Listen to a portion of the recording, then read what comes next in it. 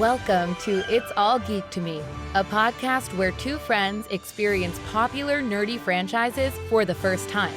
My name is Leah, and this season my co-host Kelli and I will be traveling to a galaxy far, far away as Kelli experiences Star Wars for the very first time. And I'm the expert. Let's dive in. And we're back with Episode VIII of Star Wars, which I literally already forgot the name of the movie. What? And they even said it in the section. They did? Wow, I did not catch that because I didn't remember it. Yeah, Luke said something. He said something like, I am gonna be the last of the Jedi or something like that. I don't remember. I wrote it down in my notes when he said it. And you know, I get so excited when I hear the name of the movie in the movie. I know. Damn. And you didn't even remember it. Wow. I don't know why I thought it was going to be something like, but that was the fourth episode, actually. I don't know why I thought it was going to be like The Last Hope or something. Yeah. Well, they kept talking about hope in this section of like, Leia still has hope, which I think was supposed to be referencing episode 4. But they're also treating hope like it's like a living thing, which I thought was interesting. Yeah. But anyway, let's get into the movie. Yeah, no digressions in the beginning. We're just going to go right into it. Actually, no.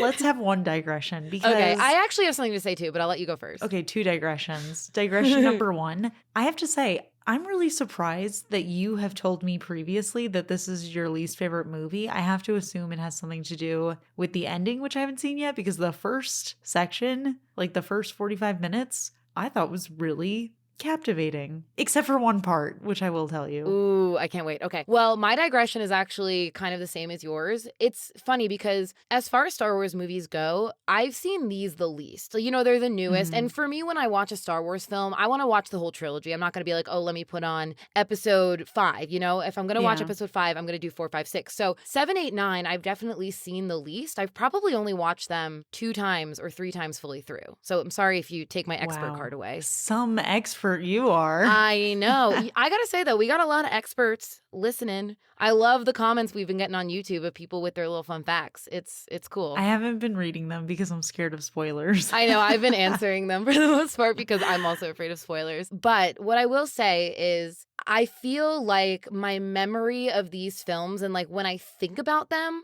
I for some reason harp on all the stuff about it I don't like, that I forget everything about it that I do really like. And with this movie in particular, I think it's really similar to episode 2 in the sense that like I loved Obi-Wan's storyline, and then every time Anakin and Padme were on screen, I was like, ugh. Yeah. So this one kind of has a similar thing, except I love all of the characters. I just hate the writing choices of what some of the characters end up doing in this film. Yeah. Especially in the next section, you're going to hear me go off a little bit, but this section I loved. I have some moments in this section, even though the story as a whole was very exciting for me, there were some parts where I was like, this character that I previously loved, I'm kind of iffy on right now. Yes. And I think I want to blame the writers. And in this movie in particular, a lot of the established traits that we've learned about these characters kind of like don't exist anymore or changed. I do believe there was a director change from episode 7 to 8. But Leah, we also have to keep in mind that sometimes people are flawed individuals and they make decisions that isn't always the right thing. Yes, I agree with that. But yeah, so I'm excited to watch this film again. I'm definitely going into it with a more positive outlook and trying to pull out all the stuff I love about it. But you better believe I'm also going to bring up the stuff that I don't like about it. Samesies. Yay. Well, for the first time experiencing it and not liking some things. I'm excited to hear what you didn't like about it, but I feel like we're probably going to be on the same wavelength with it. Oh, absolutely. These are all very Leah commentary things that I have that are my thoughts. Perfect. Don't worry. Well, then let's get into it. We got our opening crawl. Tell us where we are. So immediately I was like, wait, is the First Order the good guys or the bad guys? But yeah, couldn't remember. And I didn't want to Google it because it's been a few weeks since we saw the last one, and I forgot just for a second because it says the First Order reigns, and I was like, wait, is that the good guys? So then I texted Leah and I was like, wait, is the First Order the good guys or the bad guys? And Leah was like, the bad guys, Kelli. They're the bad guys, yeah. And then it says that Snoke's legions are seizing military control of the galaxy after decimating the Republic, which then I was like, oh yeah, any R word is going to be the good guys. Yeah. Republic, resistance, rebels, all that that stuff. Those are the good guys. In Star Wars. In Star Wars. And then it says that General Leia's resistance fighters are standing against the rising tyranny, certain that Luke Skywalker will return and restore hope to the fight, which I thought was weird wording. I know we're still in the opening crawl, but I noted that that was very weird wording, that he's going to return and restore hope, which I would think that he would be returning to restore peace, but maybe it's just a little too big. I mean, I just think like the use of the word hope is just very reminiscent of A New Hope, episode 4. So they're using those like trigger words to like get a emotional reaction from the fans. Leah cried 5 times. I cried once. I actually sobbed at one point. Oh my gosh, I hope it's not at the moment that I thought it was, because at this moment I was cringing into another dimension. Don't say it. it. We'll let's say move it when on. it happens. So then last thing of the opening crawl, it says that the resistance has been exposed and the First Order is speeding towards the rebel base and the brave heroes must mount a desperate escape. So that's basically where we're dropped back into the story. Now, correct me if I'm wrong, but there is no time jump between the end of the last movie and this movie. Yeah, I believe that that's true. Because there are some things, I mean, everybody looks a little older, but there are some things that seem to be just continuing from the moment that we left off. Yeah.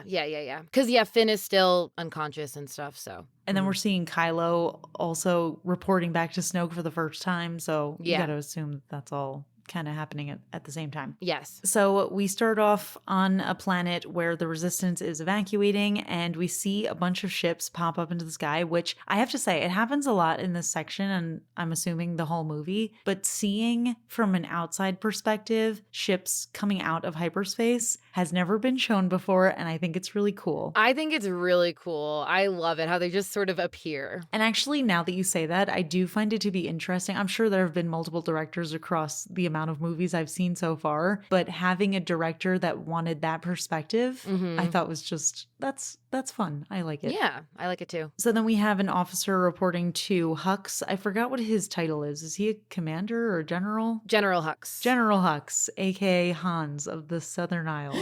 So I don't actually remember if that's his title. But the officer is reporting to Hux that they caught the rebels in the middle of their evacuation. And Hux is like, Supreme Leader Snoke told me specifically that he wants them to be snuffed out. So we're going to end the resistance once and for all. And he's being so smug about it. Like, obviously Snoke told you that. Why are you acting like it's a special secret? Yeah, I don't know. Hux is an interesting character. I don't like him. Me neither. Well, obviously. Who would? Yeah, so he's a bad guy. So then he gives orders to destroy everything, basically. And then we see another ship pop in with a giant weapon, and that is the Dreadnought. Yes. Which they didn't really say what that is, but I guess it's just basically a Star Destroyer, but with a different name. Yeah, it's just a bigger ship. Also, we did get a little moment down on the planet, on the Rebel base with 2 people. Do you remember that little section? I remember, but I didn't think they were important. Well, Kelli, I did mention in the last film that there was a character who had those little buns. Oh, oops. Yeah, oops. that was Billy Ward, Carrie Fisher's daughter. Right. Yeah, no, I definitely wouldn't have known that. Yeah. I also want to point out that at this point, somebody reported to Hux that the resistance is here. And I thought that the resistance was in the Dreadnought. And I was like, yes, they're coming. But no, that's not what happens. It is literally just Poe in a fighter. That's it. I do love this part. That's the whole thing. He's got some gumption. And Hux is not impressed. And we also get a funny little conversation with BB-8 and Poe. Yeah. Because BB-8 is beeping nervously and Poe is like, come on, happy beeps only. Like, we've done dumber stuff than this. Don't worry. And then Leia comes in and she's like, for the record, I agree with the droid. Love that. So then Poe sends a message to the ship. This is so freaking funny. Oh my, I was crying with laughter. I love this. So Poe is like, I have a message for General Hux. First, before I say all of this, did you watch it with subtitles? Yes. What happened? I think he was saying hugs. I think he was saying hugs. For those of you who don't watch with subtitles, it said every time that Poe said, I'm looking for General Hux, it said hugs, H-U-G-S, like you hug your friend. And he kept on being like, this is Hux. And I was like, wait, is this is this a typo or is he just doing this to mess with him? I think he was saying hugs. I have to imagine that he was. Because there was another, like, 2 errors in the transcript when they were doing closed captioning. Because at one point, I think they were saying, like, BB-8, and they, like, spelled it weird. Oh, okay. Like, not BB-8. And I was like, does that person know what BB-8 is? Well, regardless, it added to the humor for me, so. It was so funny. Yeah, because I was like, wait, is he actually calling him Hugs? But anyway, so Poe is like, I have a message for Commander Hugs. General. And Hux is like, I'll take the comm. And then he says, he starts going on his little rant where he's like, the Republic is no more. Your fleet is war criminals. I'm not going to agree to any terms. Tell your princess, blah, blah, blah. And then Poe is like, okay, holding for General Hugs. And then Hux is like, yep, it's me. Anyway, like I was saying, your friends are doomed. I hate you. Everybody's going to die, all this stuff. And then Poe's like, all right, I'll hold. And then Hux is like, can he hear me? I hear him. Can he hear me? And then he's like, hello. And Poe's like, yep, still here. And he's like, yeah, can you hear me? And he's like, all right, I'll hold. And then Poe starts ripping on him. And he's like, yeah, Commander Hux, he's like a skinny, pasty guy.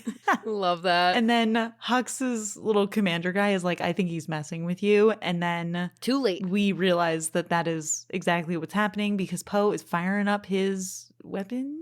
His ship. I don't know what he was doing. I think he was charging up. Obviously, it's not hyperspace, but it was some sort of jet fuel thing, speed engine. I don't know. And then Hux tells them to open fire. And it turns out, I didn't write down exactly what happened, but somebody was saying that he's too small and in too close of range for them to hit him. Mm-hmm. So they need to send out fighters of their own. Meanwhile, Poe is actually taken out all of the cannons on the dreadnought, which is exactly what his plan was, because at one point somebody says like, he's not going to get through our armor, and somebody's like, he's not trying to, he's trying to take out all of our weapons, and it's working. But then Poe does get hit by one of the fighters, and then BB-8 has to fix it because it's the weapons are disabled. And that was like a comedic relief moment too, where he like kept on pressing on something and then another thing would like spark and he would press on that, and he just had like a billion little pieces of his body like covering the control panel. So then the dreadnought starts firing on the planet where the resistance is, but it turns out it's a little too late for that too, because the evacuation was a success. Yay. So then Leia tells everybody to get out of there, and then Poe starts fighting with her, and he's like, this is our only chance. We can take out a dreadnought. We can't let it get away. And Leia says, you need to disengage. That's an order. But then he shuts off the comm. Ooh, and this is where it begins. This is okay. So we have the same problem. Yeah, this is where it begins, where Poe is not listening to orders and is kind of going rogue and is maybe a little treasonous. Yeah, not a fan of that, but especially a little bit later, not a fan. Oh, it's going to get so much worse. Oh, good. Great.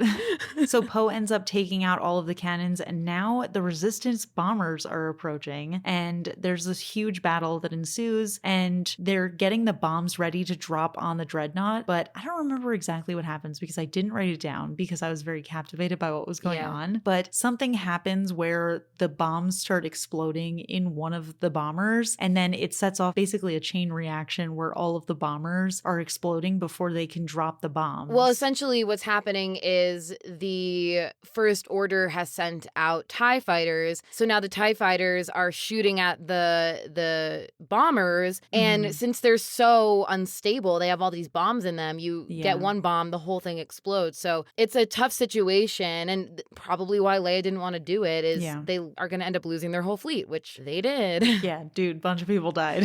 Yeah. And then we get this little side moment story thing where there's one of the pilots of the bomber is Paige, and she realizes that the person who's supposed to drop the bombs is dead or disabled somehow, so she has to go do it. There's a little button that she has to press on a remote, but she gets hit and she falls. And then basically, I mean, I'm assuming at this point she was dying then, and she has this like crescent moon necklace that she's holding onto, and it gives her the last of the strength she needs to get the remote, and she does drop the bombs, and it actually succeeds. So they did knock out the dreadnought. Yeah. But Leia is disappointed, probably I know. because a ton of people just died for this. I actually love that little section because not a lot is said. You know, they go back to Leia on the base. Mhm. Everyone behind her is cheering, yay, we took out a dreadnought, we took out a dreadnought. But we just see her she doesn't see that. She just sees the losses. Not only did they lose all of their bombers, but they lost all of their people that were controlling them. And she really cares about that. Yeah, and they actually say a little bit later in the film that there's only, well, she doesn't say it, somebody else says it, that there's only 400 people left in the Resistance, which at that point, you really can't afford to lose anybody. Yeah, exactly. So then we have Hux watching all of this unfold from his ship, and then someone says that Snoke is calming him, and he's like, oh, excellent, I'll take the call in my private room. Because he knows he's about to get yelled at. Yeah. So Snoke pops up. He's got this massive head. Yeah. Turns out in real life, by the way, in case anybody's curious, he is normal sized, which is a disappointment to say the least. Yeah. But he is compensating for something because he is huge in all of his comms. And somehow he uses, I guess, the Force through the comm. We've seen that before, though. We've seen Vader do that, or the Emperor do that. Yeah, but Vader was super strong. But I guess Snoke is too. I don't know. If Snoke was as strong as Vader, then Snoke would be out there doing the fighting, not just commanding people. That's true. This was a fun fact that we got on the YouTube channel that someone told me. The reason that Kylo doesn't have the title Darth is because it's reserved for Sith Lords or Sith apprentices. And they're technically, apparently, Snoke and him are technically not Sith Lords or Sith apprentices, which I don't understand that. I don't know how that works. So if anyone has more insight on that, let us know. Hopefully that's accurate. I mean, it sounds accurate. It sounds accurate. Yeah, no, it makes sense. It makes sense for sure. So yeah, Snoke is beating him up with the Force and he says he's disappointed. And then Hux is like, oh, but don't worry. I don't remember his phrasing. He said something like, we have them on a string, so they're not going to get away from us. Yeah, something like that. I don't remember either. So then we cut to Finn suddenly waking up in a dome thing, clearly like in a little hospital bay, medic bay area, and then comically falling over, stuff is spilling everywhere. Then we have Poe landing in the hangar bay area, and BB-8 apparently says to him, Finn naked, leaking bag. And Poe's like, are your short circuits going or what? He's like, wait, that was my dream last night. That can't be real. I gotta say, the amount of disappointment I felt when they cut to Finn and he is not naked. Am I allowed to say that on the pod? He's naked. He's naked by Disney standards. Oh my gosh. But I was like, this is finally it. My fan fiction coming to life. But no, he's not naked. No. So then Poe runs up to him and he's like, it's good to see you, buddy. Which, by the way, also the word buddy stabbed me in the heart. I felt that. He's putting up his boundaries. He's putting him in the friend zone. He is putting him in the friend zone, which hurts because he was being so openly flirty in the last movie. I know. And now he's like, don't worry, we're just friends. No, you're not, Poe. Stop lying to yourself. Stop lying. Honestly, the romance lines are all over the place in this trilogy. They don't know what they were doing with the romance. No, clearly not, because I feel like there's at least 5 times in this section where Finn refers to Rey as his friend. And I'm like, I wouldn't do that for a friend. No offense, Leah, but if you were like lost in space somewhere, I wouldn't be going out of my way to save you. I would be like, I'm sure she'll find her way back. I'd be fine. Yeah. If you were lost in space, I might come because I don't know if you would be fine. You would have to, because I would just die. Yeah, you wouldn't be fine. But you are, yeah, like we are like Finn and Rey in the sense that Finn is the dumb one, which is me, who thinks that he can save her, aka you, but like she's actually competent. So he's going to put himself in danger to save her. And then she's going to have to save him in addition to saving herself. So it's going to be a whole thing. So you know what? Maybe I am Finn. Yeah, you are. Or a porg. Oh, you don't know what porgs are. You've seen them, but you didn't know what they were called. But you know what I'm talking about, right? I know what you're talking about knew because you'd that love is my them. favorite creature in existence. They're so cute. We'll get there. No spoilers. Yeah. So anyway, back to the actual movie. We've got Poe saying to Finn, he's like, you must have 1,000 questions. As soon as he said that, I was like, you know Poe has one question. Where's Rey? Where's Rey? That's going to be the what question. he asks. And it's exactly what he asked. And then we cut to to that beautiful planet from the last movie where Rey is presenting Luke his lightsaber. And then, oh my gosh, this whole thing was like a roller coaster. Yeah. Because Luke takes it and they have this moment back and forth where they're looking at each other. And then Luke just throws his lightsaber over his shoulder and just walks away. Yeah. No words. My emotions were everywhere. Yeah. And then Rey starts following him and she's like, Master Skywalker? And she's like, she's obviously annoyed, but she's confused. So she reaches his little settlement. He has locked her out. He's in a little stone hut. And Rey starts talking to him through the door. And she says that Leia sent her and she's from the Resistance and they need help, but he doesn't respond. So she's like banging on the door and she's like, hello. And then we get the most majestic creatures. The porgs. Okay, so I didn't get their names in this section. I love them. I want so much. An army of them. I just want to like lay on the ground and have them just making all their over noises you. and flapping all over me. Yes. Oh my gosh, what a dream. I wrote that they're a cross between a bird and a hamster. Ooh, I could see that. Yeah. Which are two creatures I actually despise so much. You don't like hamsters? I do not like rodents. I think they're gross. Wait, do you remember? Oh, what? I'm nervous. Do you remember? This is so unrelated to the podcast, but you know what? If you choose to leave this in, I will be so proud of you. Do you remember when I had a hamster in college? No, you ask me this all the time, and I do not remember you having a hamster. How do you not remember? I remember you having a cat that you guys got in trouble for. I got in trouble for the hamster too because your ex. My ex-boyfriend, who was your RA, right? Yeah. When you guys broke up, then he immediately got me in trouble for the hamster. You told me this story, and I do not even remember you having a hamster. But to be fair, I blocked out that portion of my life. That's fair. I'm so sorry. I was really, really mad at you for doing that to me. Oh, yeah, that was my fault. You're so right. Definitely my fault. Yeah, well, anyway, I did have a hamster in college. I can't believe that you didn't know her. She was great. Her name was Hamster the hamster. I don't like hamsters. But anyway, point of the story is to say, I love this creature. If you love them, what animals would you say that they are most similar to? Well, their coloring is very similar to like a calico cat, but I know they're not cat-like at all. Not at all. Not even remotely. I don't know. I never even thought of what they'd be a cross between. Definitely like some sort of cute little bird, like a chick, like a duckling or a chick sort of thing. Okay, I get it. I can see it. But hamster, I think, or guinea pig makes sense. Yeah, but separately, birds and hamsters. I'm afraid of birds, and I think hamsters are gross. I hope no hamsters are listening. I hope my hamster isn't listening from beyond and being offended. Sorry. So anyway, they're adorable, and they're like poking around at Luke's lightsaber, which he has discarded. But then they fly off, and Rey grabs it, and she also sees. I'm assuming this is going to be significant at some point, but there's like a drowned ship in the water. My assumption is that's the ship Luke used to get there, and he had no intention of leaving. Oh, I thought there was going to be like more significance to that. Okay, we'll find out. Probably not.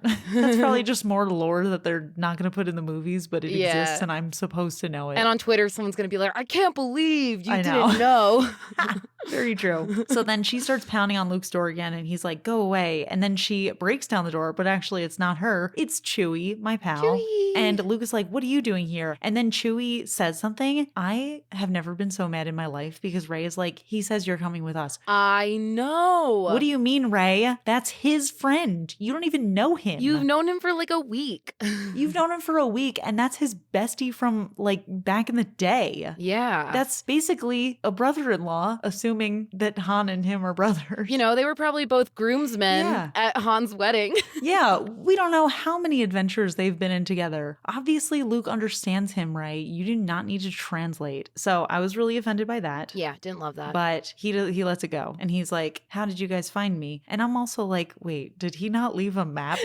Yeah, I don't know. And she's like, long story, we'll tell you on the Falcon. And then Luke is like, wait, the Falcon? And then Chewie makes the most heartbreaking sound. Mm-hmm. And then he's like, where's Han?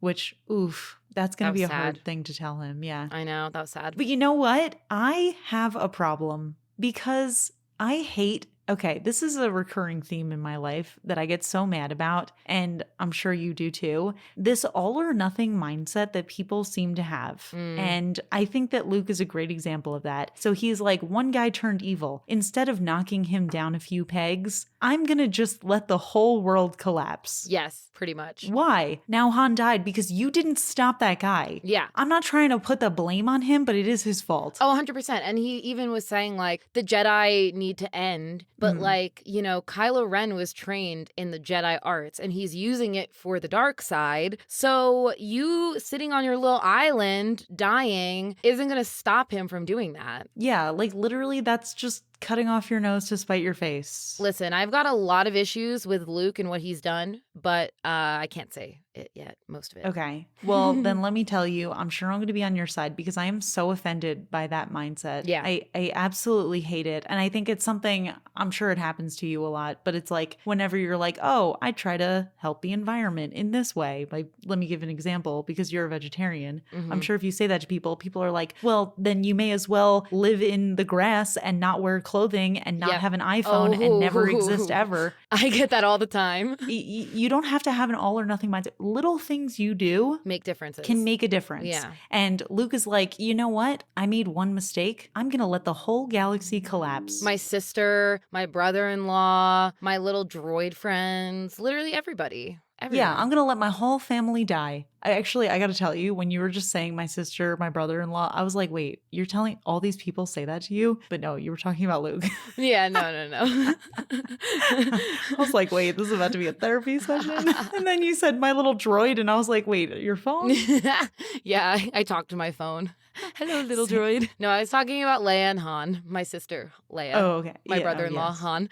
Right. Okay. Yeah. So anyway, I'm annoyed about that. That's one of my gripes so far. But I also think that's not a gripe with the film. That's my gripe with a character. And I think that it is in line with him and his actions from previous movies so far. I think that he's the type of person who gets down on himself and then he'll just be like, forget it. I'm giving up everything. Yeah. I'm interested to see your thoughts as we learn more. Okay. Can't wait to be very offended. Yeah. So anyway, then we cut back to the First Order. And like I said, we find out that Snoke is normal sized, which is a huge disappointment. Yeah. It'd be cooler if he was huge. Yeah. He's telling Hux something and then Hux leaves and then Kylo approaches and he says a thing that I didn't fully understand. Did you happen to write that down? I didn't write it down, but I remember it. The last time we saw Hux and Snoke, he was mad at him for not getting the resistance, but then Hux said the thing is like, well, we've got them trapped. So this is sort of a continuation of that where Snoke now agrees that they have them trapped and he's like, oh, good job, Hux. You did a good job trapping them. Okay. Patting him on the head a little bit. Yeah. Although not literally because they're the same size and that would be awkward. Yeah. But I think of like, especially with what you were saying in the last film of like Hux and Kylo vying for more power and more acceptance from Snoke. I see them as little kids. Rivals. Asking for like daddy's approval, you know? Yeah. Yeah. And he's playing favorites right now. And right now he seems to favor Hux. Yes. So Kylo is bowed to him and Snoke asks him how his wound is doing. And Kylo's like, it's nothing. And then Snoke starts talking about, he gives like a little monologue and then he talks about the potential of Kylo's bloodline. And he says he thought that there was an opportunity for a new Vader, but now I fear I was mistaken. Mm-hmm. And Kylo does not love to hear it. And he says, I've given everything I have to you, to the dark side, which... Ooh, that hit hard, I feel like. I know. But then Snoke is like, take off your mask. And then Kylo does, and he's got a pretty gnarly scar. But I have a little question for you that you might not be able to answer, or maybe it's just the way that it looks. Why does it look like he's got some robot parts underneath? I think it is something that makes it heal quicker, brings the skin back together easier, is my assumption. Because their technology is obviously a lot more advanced than ours. So I just think it's something like that, but I don't know exactly. I believe it is going to look different the next time we see it. Okay. Yeah, because it looked pretty much like he had a robot face under there. And I was like, oh my gosh, does he have a lot of droid parts? No, not yet. Or not really. Until his arms get chopped off. Until he loses all of his limbs. So then Snoke says that he has too much of his father in him. And I think he actually calls him Little Solo or something. Yeah. And then Kylo is like, I killed Han Solo and I didn't hesitate, which he kind of did. But also, I get that. Because listen, if you kill your dad, your boss better be happy with you. I know. Like, why are you being such a butthead to him? He literally killed his dad for you. This whole scene was so so heartbreaking in a way, and I feel like you feel for Kylo Ren in a way because he was so seduced by the dark side and he believed everything Snoke was saying. And Han even said, like, Snoke is using you for your power and he's going to discard you as soon as he does not need you. And Kylo did literally everything that this guy said. He killed his dad and he's not happy with it. Yeah. Shows, you know, you can't trust the dark side. So I know we've talked about it a little bit in the last movie, but I can definitely see what you're saying about how powerful of an actor this guy is,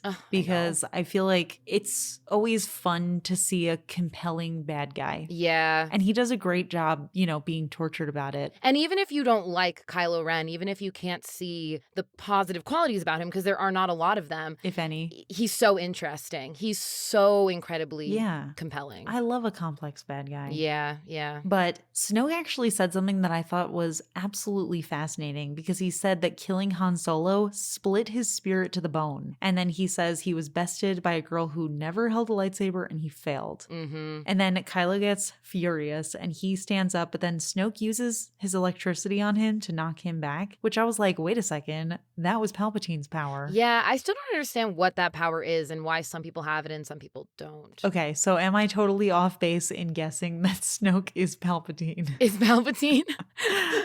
I mean, I see where you think that.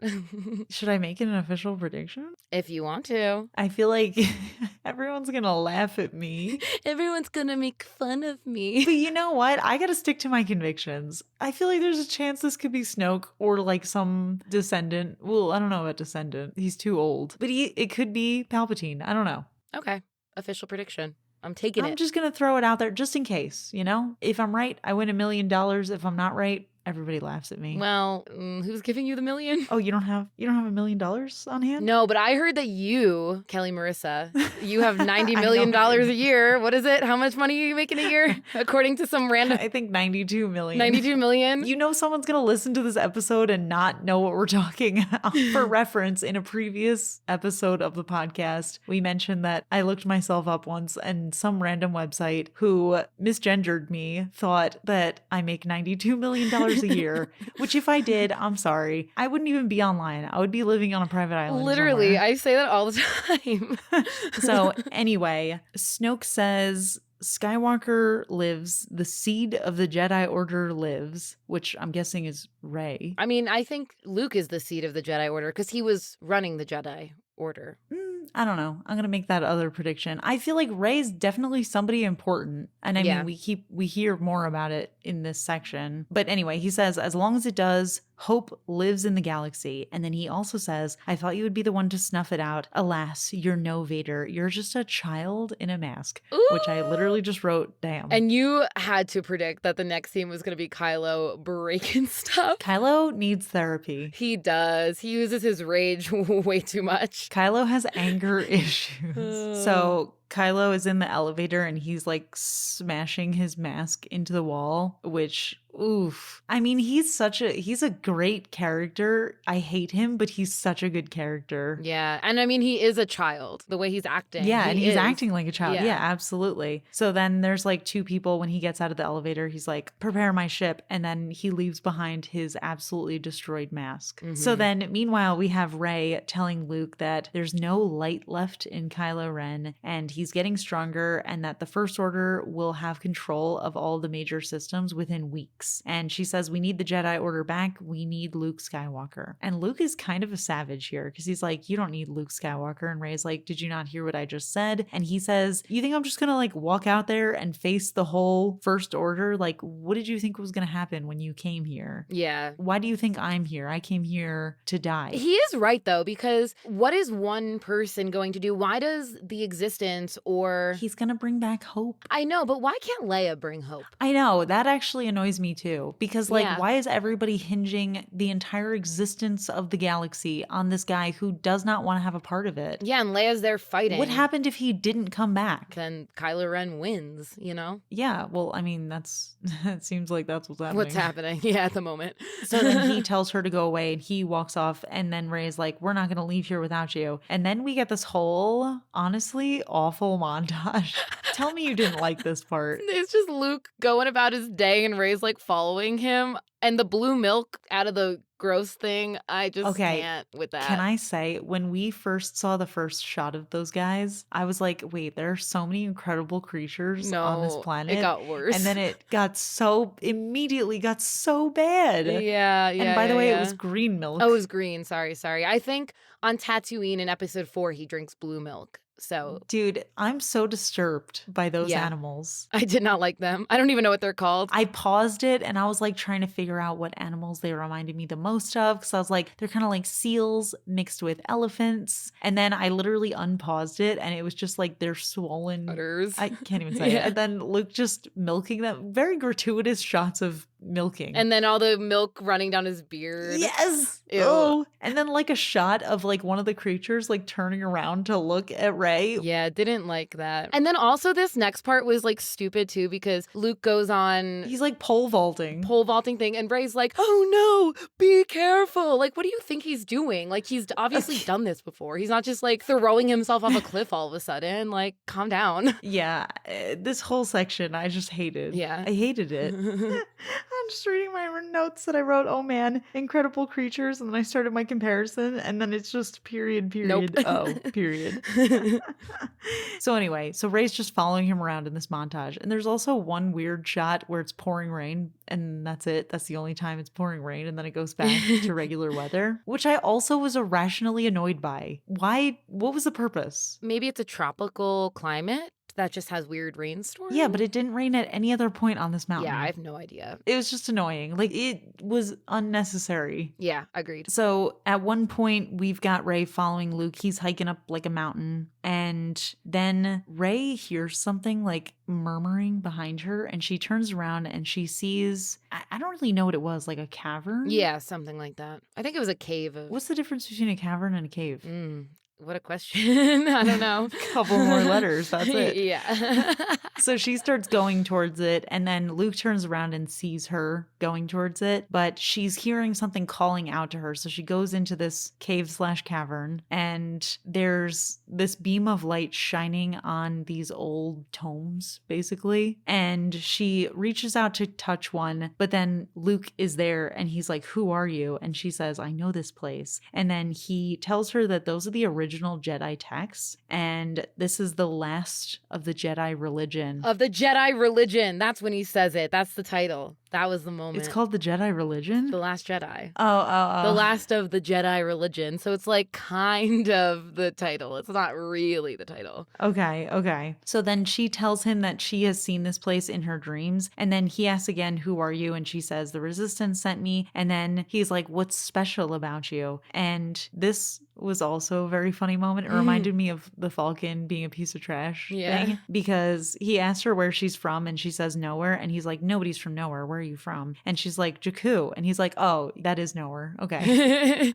Continue. So then he asks again, like, why are you here? And she says, the Resistance sent me. He asks again. And she says, something inside me has always been there, but now it's awake and I'm afraid and I need your help. Yeah. Chilling. Beautiful. And then he says, you need a teacher. And I'm like, yay, he's going to teach her. And then he says, I can't teach you. Which again, if she says something is awakening in me and I'm afraid of it, doesn't that sound like the dark side, Mr. Luke? Yeah, but you know what? It's not his problem anymore because he messed up one time. Yeah, that's true. So he never has to do anything ever again. No redemption. One mistake. Nope, it's over. So then she's like, wait, why can't you teach me? I've been following you around for days. You are not a busy man. Yeah, you're not really doing much. And he says, I'll never train another generation of Jedi. And then he tells her that he came to this island to die and it's time for the Jedi to end. And then Rey says, Leia sent me with hope. If she's wrong, she deserves to know why. We all do. But then he leaves. Yeah. And then we also see Leia looking very sad. And in the background, we can tell she's in hyperspace. And I was wondering if maybe she could feel the conversation that was going on. But then I remembered, obviously, she's mourning all of the deaths of those people. Yeah. So then they arrive wherever they are in space. And then we cut to Leia slapping Poe, which was intense. Yes. And she demotes him from a commander to captain, I think. I think you're right. And he's like, well, we took out a dreadnought. And she's like, yeah, but at what cost? So then she reprimands him a little bit, which honestly is deserved. Yeah, no. I loved what she said too. He said there were heroes on that mission. And she said, dead heroes, no leaders. Yeah, that was That intense. was a good line. And we see Finn, he's looking at a map and he's like, we're really nowhere. How's Rey going to find us? Which I was also so annoyed by because we are in this age of technology. What makes you think that she is not going to find you? Yeah, she'll find you. It's fine. And Leia's like, duh, we have this beacon, a cloaked binary beacon. And Finn is like, okay, so what's the plan? And then Leia says that they need a new base. And somebody else says they need one that has enough power to send a distress signal to the allies that are in the outer rim. But almost immediately, the First Order has found them. So kind of reminding us that he had mentioned in a previous scene that they had a string or some metaphor. Oh, we have them by a string. Yeah. Mm-hmm. So we know that they are just finding them no matter what. And Poe's really surprised. He's like, that's Snoke's ship. We got to make another light speed jump. And Leia's like, wait, they tracked us through light speed. And Finn says, that's impossible. And Leia says, yes. And they've done it. Mm-hmm. But then Poe is like, oh, I'm a hero. I'm going to stop them. And then he asks Leia for permission to do whatever he's got to do. And she's like, yeah. Permission to blow stuff up, I think is what he said. Yeah. And then we actually see Kylo Ren in a fighter going towards the ship. And we also see Poe and BB-8 running to the hangar bay. And Poe is like, don't wait for me. Jump in and fire her up. Which I wrote, OMG, so cute that BB-8 was rolling at his pace. Yeah. I love that. They're pals. Thank God he was waiting a little too. Seriously. So Kylo is just going all in with his attacks. You can see that the ship has a shield on it because the attacks aren't actually hitting, but he does get in somewhere and he actually attacks the hangar bay. So Poe and BB-8 are just running in, but then it explodes and pretty much all the people in there die, right? Mm-hmm. And Poe and BB-8 kind of get thrown back and they're like, wait, we have to get out of range of these Star Destroyers. So then we get this really weird moment between Leia and Kylo Ren. Did you have any thoughts on that? Because you're smirking. No, before that, doesn't Finn run up to Poe? Yeah. And he like grabs him like by the stomach and he's like, are you okay? And I was like, ooh, it's like really grabbing him. Finn just thinks he is the hero of the story and he absolutely isn't, is my thoughts on him. Oh, I want Finn to be the hero of the story. I would love him to be the hero, but he's just the romantic. Yeah. That's which very I true. get because that's me. But no, with Leia, and in this moment, I want to call him Ben because I feel like he was Ben in this moment. He knew that Leia was there and he knew that if he shot, he would kill her and he chose not to. Yeah, and that's exactly what happens. And somebody else actually does shoot at that area. And I wrote, OMG, did Leia die? Which I think she should have. Yeah, this part's weird. Yeah, let's get to it when we get to it. So we see Hux arguing with someone who tells him that they keep on moving into a range where the cannons are ineffective against their shields. And Hux says to just keep on hitting them because they're going to run out of fuel eventually. Mm-hmm. And this is the weird part because Leia's floating in space. And I thought that they were just like giving her a really intense death. Yeah. But no, she's flying through space. So weird. Okay, you know how I feel about lava. Yes. I know what happens in space. It's like a vacuum. It's the exact opposite. You're just gonna die instantly. Yeah. Why is she still alive and using her force powers to fly? I don't understand it at all. And I think it's a popular opinion that she should have died here. I have told you this before, that Carrie Fisher passed away during the filming of this. Mm-hmm. What they did to combat that, I guess, is they obviously had to do rewrites and they used motion capture, they used CGI, and they used outtakes from previous scenes from the previous film that never got used, things like that, to keep her in the story. I think it would have just been way easier to kill her and do it in like a beautiful way that like memorializes Carrie Fisher and her performance and, you know, what she gave to this franchise. I just think it makes way more sense than what they did and trying to keep her roped into the story when she doesn't have to be. I was actually wondering while all of this was happening, I was wondering if this was a part of the original story or not, because I was like, this is so bizarre. I personally don't know where the rewrites happened. I don't know, but I'm sure somebody else does. Can I ask you a question?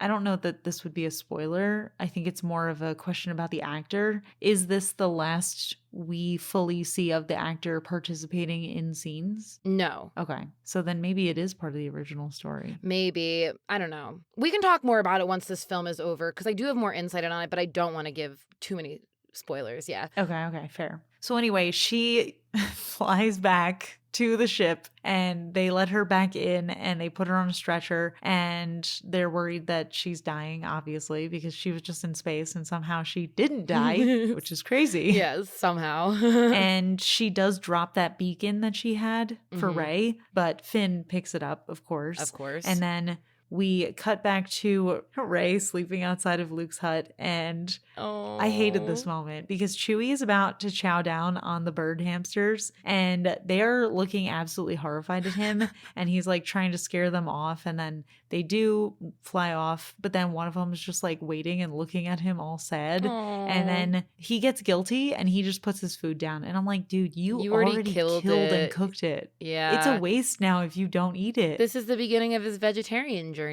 I'm proud of him. Is that how it happened for you?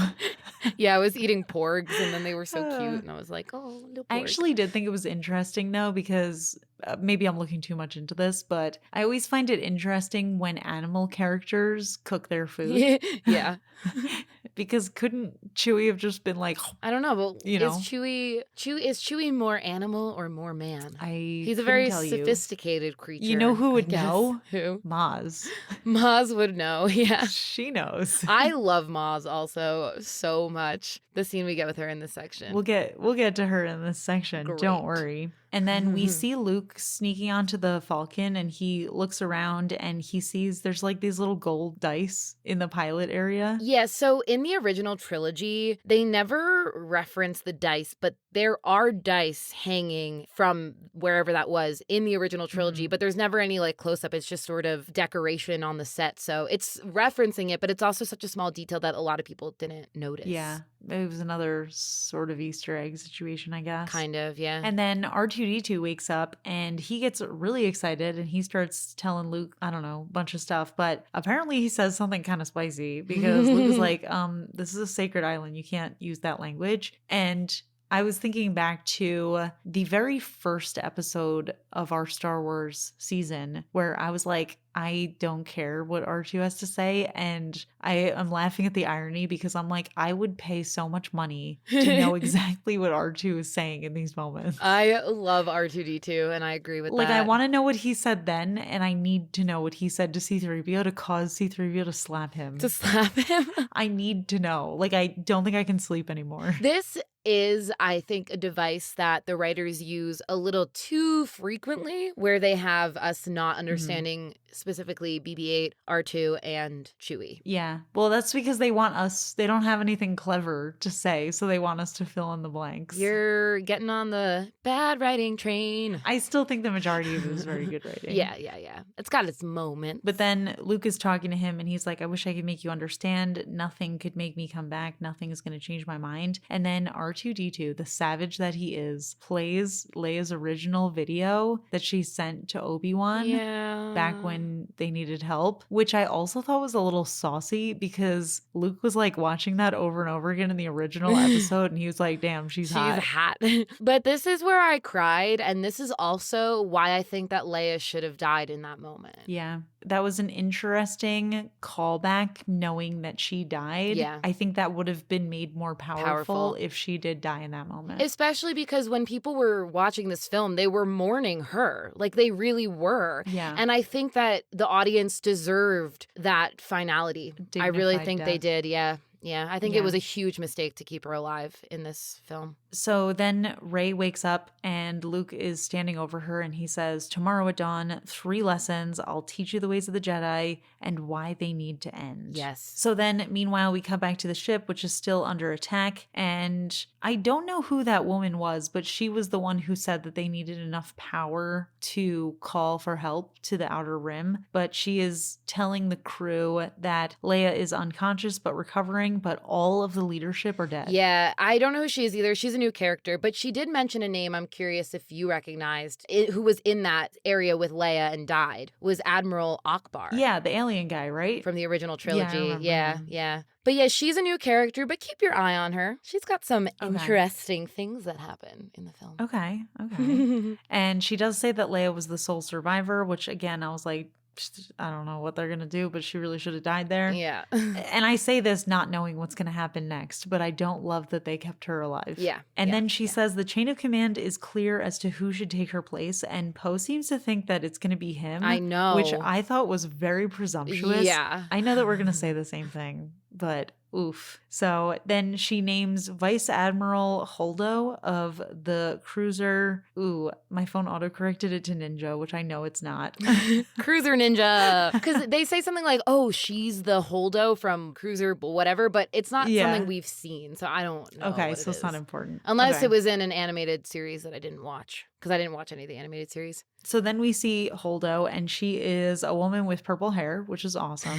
Although that might just be her species. So maybe it's not awesome. She almost seems like a cross between a human and those tall alien guys from the clone. That is, oh my gosh, that Yeah. is literally what I was thinking Yeah, of. it was what she was wearing. Because the way that they dressed And- her, yeah, yes. mhm. Oh, amazing. So she says that there's 400 people on 3 ships, and that is the last of the resistance. And she says, we're not alone, though. We're the spark that will light the fire that will restore the Republic, and we must survive. That is our mission. And then she says, may the Force be with us. And honestly, I was like, okay, I get why she's the leader. She is Yeah. good. So I love her. then Poe goes up to her and starts Mansplaining literally was what I wrote down. And I do not use that word lightly, but boy was mansplaining. Oh my gosh. And I was like, wow, I loved Poe in movie 1. And now he thinks that he deserves this role over a woman. Yeah. And like, I'm not that kind of person that I would just be,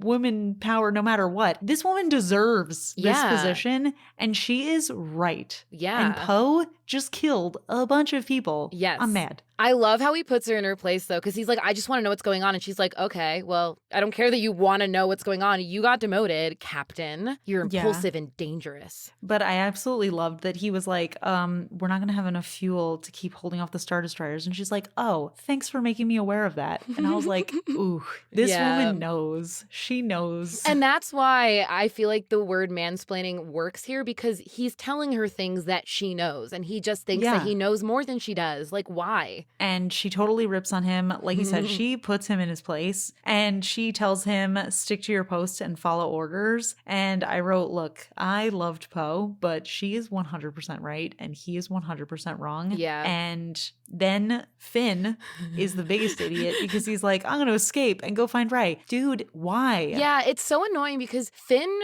clearly doesn't care about the resistance, but he's been given so much power in the resistance because he knows how the First Order works, but he clearly does not care about the resistance. He does not care. And like I said before, he is just going to be putting himself in danger. And then Rey's going to have to rescue him. And what is the point? She is a very capable woman. Yeah, she doesn't need him. He does not need to be her hero. So he is going to escape and he sees a girl crying near the escape pods and she's holding on to a necklace, which is the same necklace that that girl Paige had. And he just ignores her and goes anyway into the pod, but she sees him and she realizes that he is Finn. And I don't remember exactly what her title is, but I guess she's like some kind of mechanic situation. I think she said she works with pipes. Yeah. And she is absolutely awestruck by him and she keeps on calling him a hero. And he's like, oh, I'm not a hero. But he also wants her to go away. So he's like, may the Force be with you. And she's like, whoa, that was cool.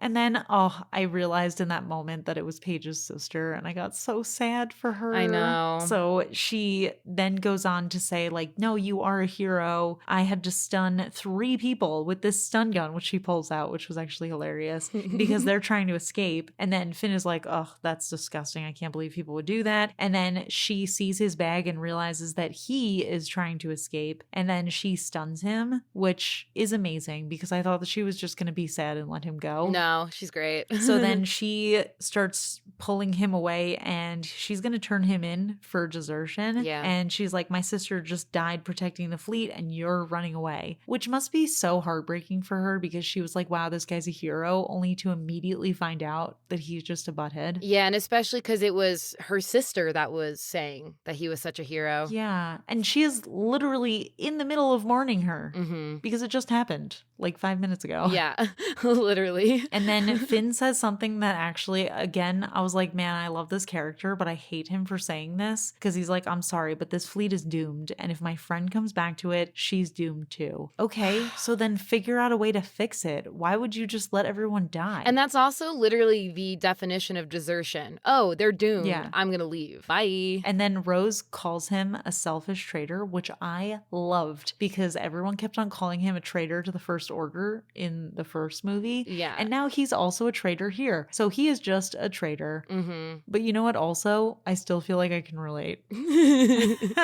Yeah. Facts. So then he tells her that the First Order can track them through light speed. They have like a whole conversation back and forth. And then they start to have a realization at the same time, which honestly, I would credit to Rose. Yes. That the tracker can be disabled. And they start to come up with a plan. And then they tell Poe, which again, I was so annoyed because Finn kept on talking over Rose and acting like it was his plan. Not only did he talk over her, but he stepped in front of her in the shot. Yeah. Poe was looking at Finn. Finn was in the foreground, and then Rose was in the background, and she starts to talk, and he literally stepped in front of her. And I hated that direction choice. I hated that. Hate it so much. I mean, I don't know that I hate the direction choice, but I hate the character's choice. Yeah, but I mean, the character is not real. The character is a product of the direction. Yeah, but a part of me is hoping that by the end of this movie, they're going to be like, man, we should really let women speak. Well, keep holding your breath. I mean, Okay. stop holding your breath. Breathe. It's not going to happen. And I also just hate that they're talking through this with Poe instead of with the new freaking leader. Yeah. Why are they entrusting this information to this man who is just demoted and not this woman who deserves where she is right now? And you know what's going to absolutely infuriate me, and I have a feeling it's going to happen because you said you hate this movie, is that Poe is going to end up being right and he's going to end up being the hero, and she's going to be like, man, I should have listened to you. And I'm going to hate that. I already know that I'm going to hate that. We'll see what happens. We will see. I'm mad already. Oh, I'm preemptively mad. There are worse things that could happen. Oh, great. So then Poe asks them how they met, which, why? Why does that even matter? Why does that matter? Yeah. But it gives Rose an opportunity to be like, luck. And he's like, good luck? Which, again, why would you ever say that? Yeah, this is silly. If I was telling somebody a story and they were like, by the way, how did you and this person meet? I would be like, why? Yeah. It's not related. We're on this ship together. We just randomly became friends. Why does it matter? Yeah, why does it matter? Like, but also, you're right about them going to Poe about this. Finn, it makes more sense. But for Rose was literally about to turn Finn in for desertion. Yeah. And now she's like withholding a plan from the leader of the ship. Which is treasonous. So her character makes no sense. Yeah, if I was her, I would be like, well, at this point, I don't trust you because you were about to desert anyway. So I'm going to go immediately to purple-haired lady. Holdo, yeah. Yeah, and be like, I have a plan. Yeah, it doesn't make any sense. And also, guess what? I bet Holdo would give her the credit for it. Yeah. And not let Finn step in her way. That's what frustrates me about the writing is it seems like they have this plan of like, we're getting from point A to point B to point C, whatever. And whoever wrote this doesn't mind breaking character traits in order to achieve their goal of getting to where they need to be. So all of these characters, I would say specifically Rose, Finn, and Poe, do not act in ways that have been established that they are. You know, they're just totally different people. Yeah. And Rose, literally within 5 minutes, is a totally different person than when we met her. Yeah. And I also just have a problem with the fact that they made the decision to only have the main characters being the heroes. I think it's okay to introduce new good characters in a sequel. Yeah. And like, I think we saw that in the beginning with Paige. Yeah. She was the one who did all this great stuff. She died, but still managed to take down the Dreadnought. It wasn't Poe who did that. It was her. Yeah, absolutely. So we can see characters being heroes that are not Finn and Poe, but I have a feeling that we're not going to see that again. So anyway, last scene we've got C-3PO says that Holdo is never going to agree to the plan, and Finn is like, yeah, nobody can get through security of Hux's ship. And then they all look over, and I thought that they were looking at C-3PO and that he was going to be the one to do it, but no, they were looking at their FaceTime thing because they were FaceTiming Maz. Yeah. And she is in the middle of a battle, which she refers to as a union dispute, which is hilarious. Yeah. And she says that she can do it, but she's busy right now. But she knows a guy who can do it, the master code breaker. character, and she has a very flowery description of him as like he likes gambling, he wears this rose pin, and he is a master with a sword, and he's whatever. I didn't write it down. She definitely also insinuated that they had a little romantic relationship. You know what? I appreciate Maz for her ability to be open and free in her interest in these characters. Yeah, I think it was either Finn or Poe said, "Oh wow, this guy sounds like he could do a lot," and she was like, "Oh yeah, he can do a lot," or something like that. Of course, you would think that that's sexual, Leah. It totally was. She said something like, "Oh yeah, he's good at a lot of things," and the way she said it, she was good at remembering. gambling. She meant. Oh my gosh, he's good with his hands. That's what I was But he's thinking. on another planet right now, which I thought was so dumb because so what, are they now all going to go to the escape pod and escape? Is that what's going to happen? That's what's going to happen. Kelli, I can't even begin to explain how much I don't want to watch the next section of this film. Well, that was the end of our section, so we are going to eventually have to watch it. Well, Finn gives the beacon to Poe. Yeah. But then the section does end. Mhm. So we are moving on. And I have a couple of official predictions, which I think at this point are pretty much guarantees that these characters are going to go off on their little adventure. But you know what would be hilarious? If everyone just died because they left. That's a good prediction, too. Oh, no. Really? Oh, no. No, I mean, I'm just saying that's like, I mean, it's either they succeed or they die. So it's one or the other. No, I mean like everybody else on the ship. Like imagine they ran out of fuel and then everyone in the resistance just died. And then it's just these three people being like, we're code breakers, when they could have come up with a plan with Holdo. Yeah. And she would have been like, okay, I'm sending out people to do this. Now we have a reason to hold on. So it may be a little unclear, but actually the significance of Finn giving Poe the beacon, Poe is not going with them. Poe is staying and Finn and Rose are going themselves. Which again doesn't make sense for Rose, but whatever. No. Yeah, Rose is just like in on this treason now, apparently, even though she 5 minutes ago was not into treason at all. Now she's totally into treason. Yeah, for no reason other than that she came up with this idea. Yeah. Which again would have served better if she had told the leader. Which I think that the leader would have agreed. She would have been into it. Yeah, but you know what? She doesn't deserve the credit because she was mean to Poe. Oh, even though poor he Poe. was actually in the wrong. Being a dum-dum in this section. So that was my one prediction. Other prediction is that honestly, Snoke and Palpatine might be related. Could Who knows? Yeah. And obviously Luke is going to come back and save everybody. Mm-hmm. And I guess Leia's not going to die yet. So no romance predictions? You have already ripped my heart out and stomped on it so many times for talking about the romance. Listen, don't kill the messenger. I don't have any high hopes. I don't have any hopes, I should say. No hope until Luke comes back. The hope is not alive in me. But you know what? I do feel like Rey is going to be somebody important. And I'm still thinking, I mean, it would be crazy if Luke didn't recognize his own daughter. But Yeah. she's got to be somebody similar. Yeah. He's like, who are you? And she's like, my name is Rey. And he's like, I had a daughter named Rey who looked a lot like you, but... Couldn't be. Could be someone else. But she is going to be someone important's kid, for sure. Yeah. So we'll find out. I like that prediction. And that is the end of that. So come back next week where we will begrudgingly watch the second third of this movie. Hey, listen, this is true Star Wars fandom right here. We're getting into the true no one hates Star Wars more than Star Wars fans in this section. Am I a real fan now? You're definitely a real fan. You were talking about going to Star Wars World the other day. So yeah, I think so. Leah, that was like 5 hours ago. Yeah, that was yesterday. Literally last night. Weeks ago, you were talking about going to Star Wars World. Anyway, we'll see you guys next week. See you next week. Bye. Bye. You've been listening to the It's All Geek to Me podcast, hosted by Leah and Kelli. Make sure to hit subscribe in your favorite podcast player and give us a rating. You can also follow us on Twitter at All Geek Podcast. New episodes drop every Thursday. See you next week.